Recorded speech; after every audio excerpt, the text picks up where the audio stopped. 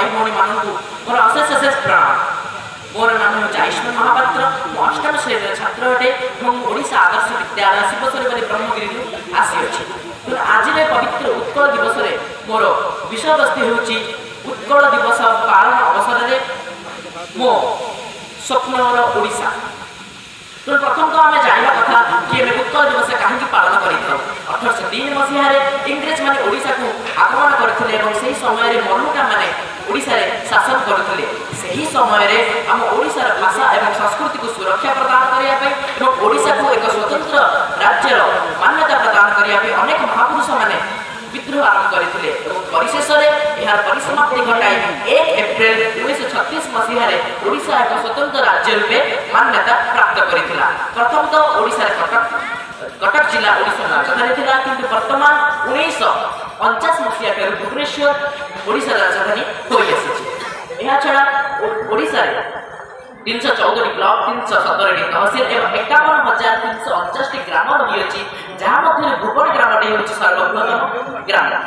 तेरे आप समस्ते ओडिशार पंचशीटा संपर्क जानी जो मैंने होती गोपबंधु दास, नीलकंठ दास, कृपासिंधु मिश्र, गोदावरी मिश्र एवं आचार्य हरिहर यही माने ही सत्यवती ठारे बकलबन विद्यालय निर्माण कर आदर्श छात्र छात्री मानकर गठन में सहायक होते। यह छड़ा आम ओडिशार वर्तमान आम जाना कवि और लेखक मान साहित्य कृति जो मैंने होती कांत कवि लक्ष्मीकांत महापात्र लिखि रचना करते ओडिशार शास्त्रीय संगीत वंदे उत्कल जननी श्री रामकृष्ण नंद रचना करते आहे दयाम विश्वविहारी प्रार्थना।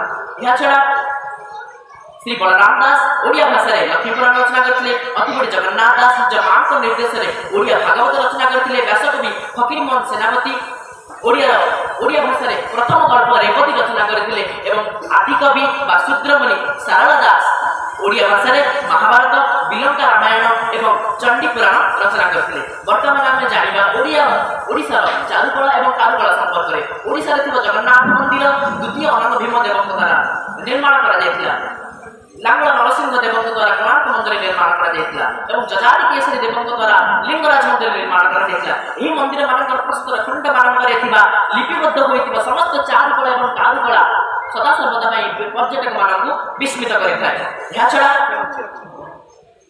ओडिशार वीर पुरुष जो होती अनंत भीम देव जजारी केसरी देव अनंत भीम देव जजारी केसरी देव महामेघमान ऐर खारबल एमाने युद्ध क्षेत्र में निज वीरत्व प्रदर्शन कर अजस्र कीर्ति स्थापन करते। तो यही आदर्श अनुप्राणित हो आम सदा सर्वदा गर्वर सह मठ टेकी चली पाइबा। तेणु शेष में मुझे चाहिए कि वर्तमान आम संस्कृति और भाषा लोप पाइबार लगी अन्य प्रदेश को गले ओडिशार बासिंदा माने अन्य भाषार प्रयोग कर ओडिशा भाषा ओडिया भाषार मातृभाषार प्रयोग करना।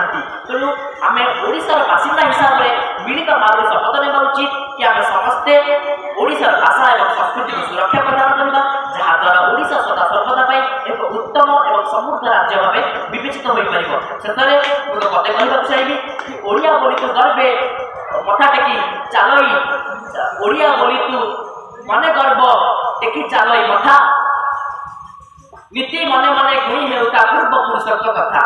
धन्यवाद। जय जगन्नाथ, जय उत्कल।